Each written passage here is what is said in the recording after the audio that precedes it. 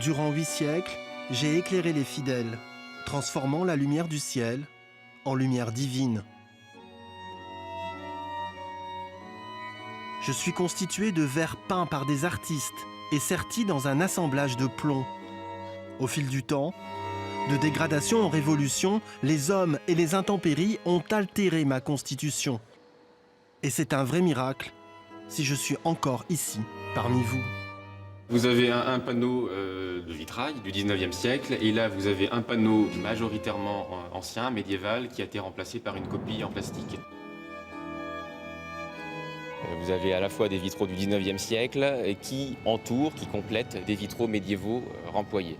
Ces vitraux médiévaux, ils ont été déposés il y a une quinzaine d'années parce que leur état a été jugé alarmant, c'est-à-dire que le verre se dégrade, se décompose, la peinture, la grisaille se décolle.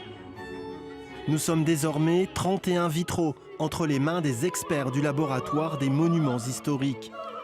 Sur la table de la restauratrice, la verrière de l'enfance du Christ.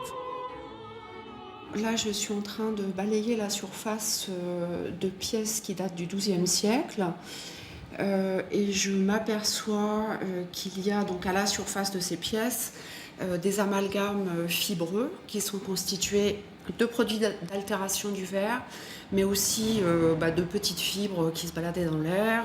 Et on s'aperçoit à l'écran de l'altération du modelé autant que du trait, c'est-à-dire qu'on a une propagation de ces cratères blancs que vous apercevez sur l'image.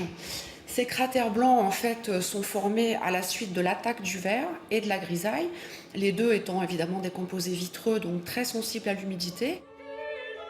Après l'observation, c'est l'heure de la restauration. Millimètre par millimètre, avec d'infimes précautions, chaque élément est nettoyé. Puis c'est au tour des chimistes à entrer en action.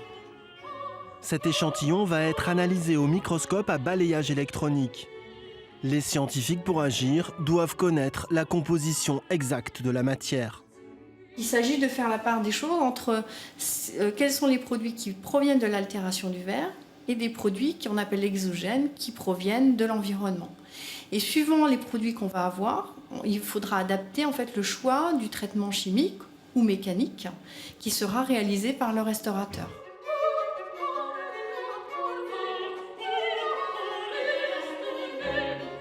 Une dernière piqûre de résine et me voilà prêt à affronter l'éternité. Je ne retournerai certainement jamais à la basilique de Saint-Denis, là où je suis né.